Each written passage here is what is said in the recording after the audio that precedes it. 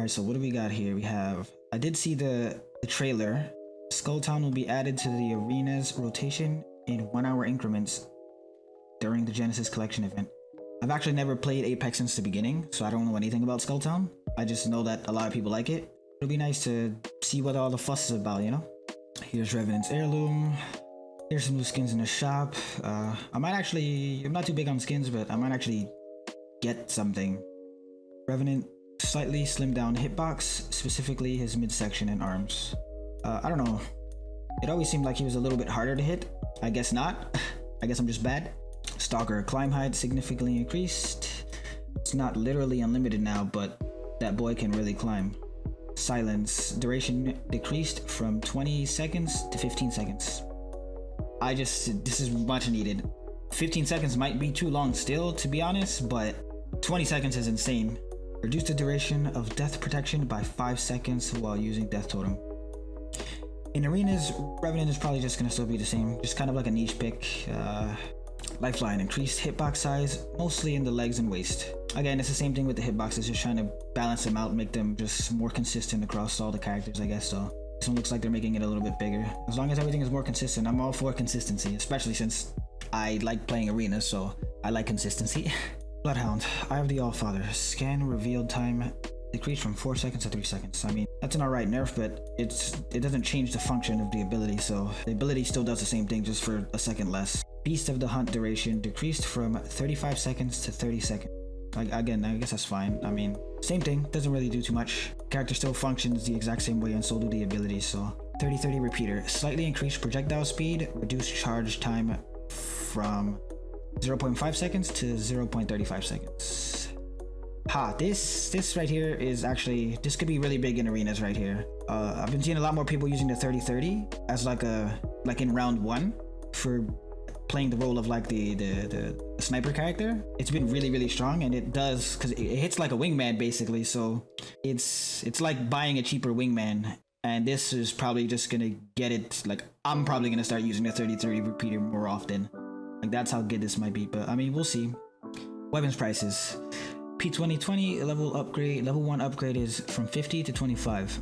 That's good, because I feel like the P2020 upgrades shouldn't have been 50, because how like kind of minuscule the upgrade was. I used to pick up P2020 upgrades just for certain maps where I wanted to do like more precision shots from like when there's just like a long range, but have something cheap to do that with. I would use the P2020 for that and get like a 2x. I could get like a level 2 and get like a 2x instead of getting things like 30-30, but still being like cheap, so I could still get meds and upgrade maybe like the beak or something as well alongside with it. Some people prefer the P2020 over the beak, so this will be a lot better for people who prefer the P20. They might be able to get like maybe 1 or 2 heals or an ability or something because of this.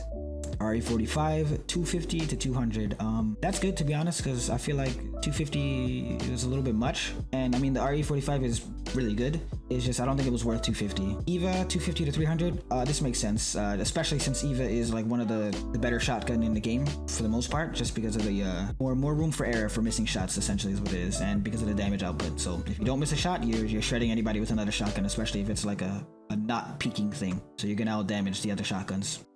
Massive going from 500 to 400. There were some situations where I wanted a massive instead of like an Eva or something, and I just didn't get it, and I got an Eva instead because of the price. It was just so cheap. 400 might be a little bit still much for it.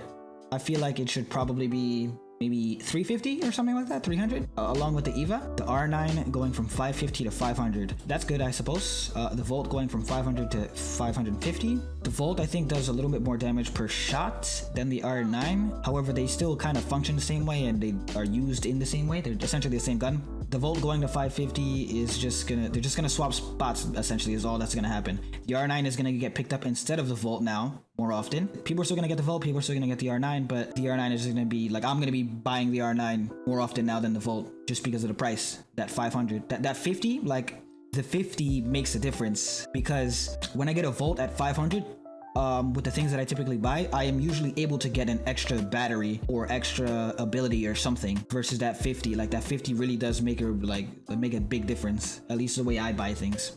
The Spitfire, 550 to 600. To be honest, I didn't even know the Spitfire was actually 550. I don't buy the LMGs usually. Like, occasionally I'll buy an L-Star, but so that's good change. L-Star going from 400 to 500. Yeah, I don't think it's gonna change too much. Like, if you would have gotten a Volt or an R9, like it's basically like you're just gonna get an R9 Volt or like an L Star in those situations, whichever one you feel more comfortable with, to be honest. The upgrades are still gonna be cheaper, I'm pretty sure. And that's one thing about the L Star, is just that the upgrades themselves are just a lot cheaper. So out of the LMGs, you would probably get an L Star instead. Not too big of a difference, but you probably won't get it as early, which is what I think they were going for with this. However, 400 is still the same as an alternator. So R301 level 2 upgrade, 300 to 350. The R301 is obviously like, you know, really good, and usually the things I start using later in the game. I don't think it warranted a, like, it's already really expensive. I don't think, like, I think the price point for it is already really good. Making it even more expensive, I don't think that's it, but whatever, I guess. I would only get level 2 upgrades on the R3. I would never really go for the purple one unless I had extra materials. G7 Scout, 350 to 400. I don't see too many people getting G7s. However, it's actually really annoying. Like in the early rounds, it's really annoying. Just kind of like the 30-30 repeater. Like good players with it, just really, like, it's really hard to play around that, because you get out healed a lot of the times if the other team has a good G7 player. So G7 Scout level 3 upgrade, going from 250 to 200. I agree with this, because the times that I would get the G7s, and I usually want to upgrade it because I don't usually get the tier 1 one. They always seemed like really expensive unnecessarily. 30-30, 350 to 400. Again, same kind of thing, especially with the buff to the 30-30. 30-30 level 3 upgrade, same kind of treatment, same opinion as a G7. Utility prices. Arc Stars going to 125. I don't think this was necessary. I feel like the grenades were good where they at in terms of price. However, the 125, usually when I get Arc Stars, I kind of mix them, and it depends on the matchup. Like if there's Gibbies and stuff, I'll usually get an Arc Star. If there's a Lifeline, I'll stick to Fragnades. But Arc Stars can do the same thing that both of those can. That's why I don't think that they needed to be 125. They could have just stayed at 100.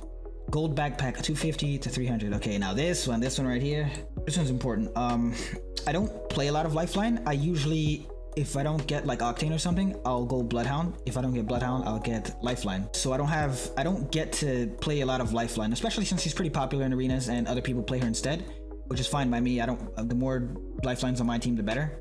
It might sting a little bit, because you might be able to get you might have to get a little bit less meds and stuff like that. So this is okay, I think, because gold backpack every round is kind of annoying. But yeah, this basically just nerfs earlier rounds a bit. Legend ability prices.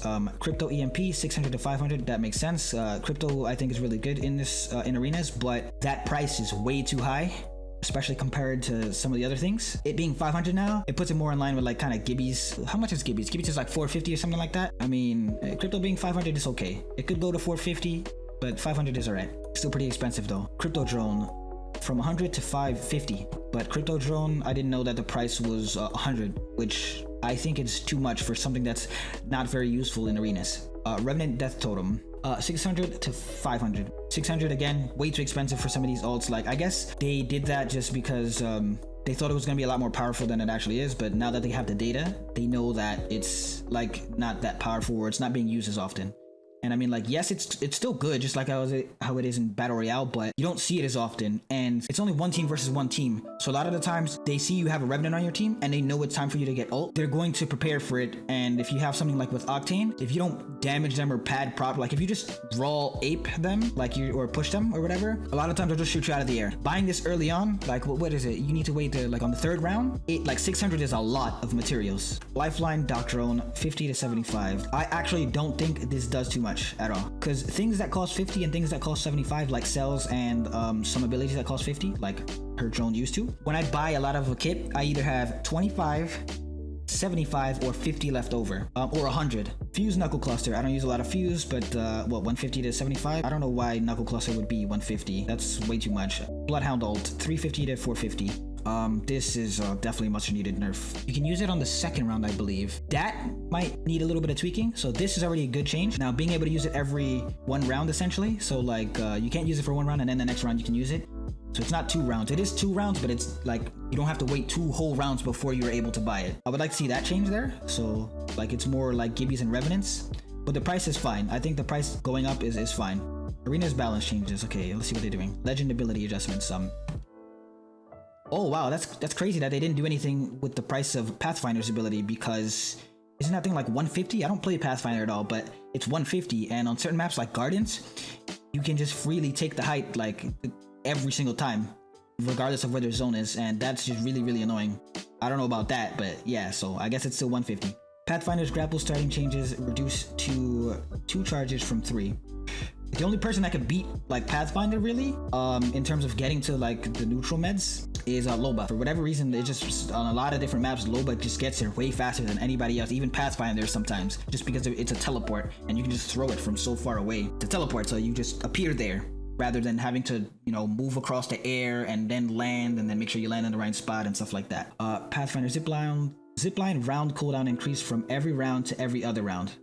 Okay, so every other round is what Bloodhounds is, so he doesn't need to have it every single round. That's like actually ridiculous. I don't know why they thought they needed to do that there, but the price could go up a little bit. Like, it's not useful on every map, but some maps is really, really strong. So I'd say maybe make it like 250 to 300. 150 for an ultimate, especially something like Zipline, is equivalent to Bloodhound's scan, which is 150. Like, just buying one scan is the same as buying Pathfinder ult. Rampart's Sheila, round cooldown reduced from 3 rounds to every other round. I agree with this though.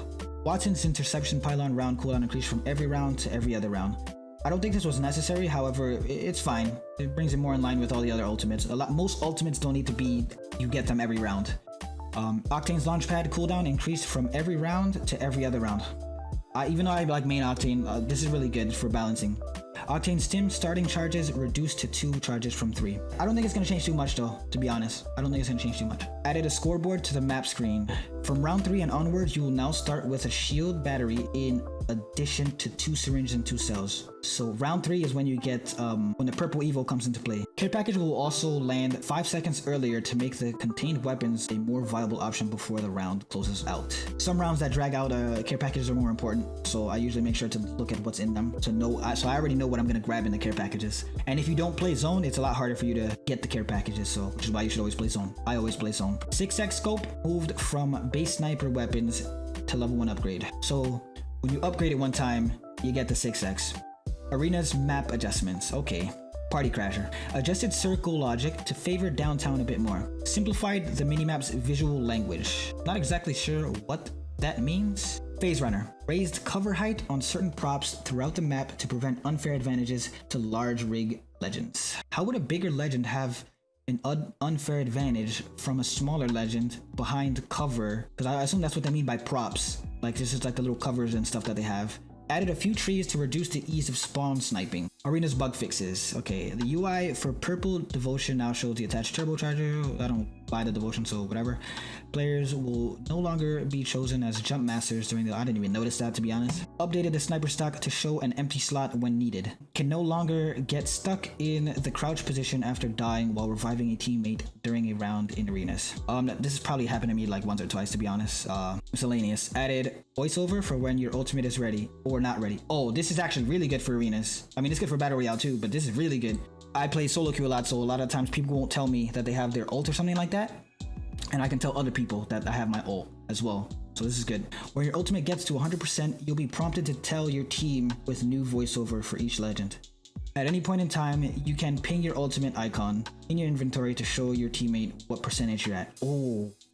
Yeah, so it doesn't look like any of the bug fixes or the Battle Royale section really has anything for arenas. Yeah, so I think we're done here. And if you want to see any more arena related things, highlights, clips, or crazy plays or whatever, I don't know, bro. Just, just subscribe. I'm just still trying to get better at the game, you know? I'll catch you guys in the next one.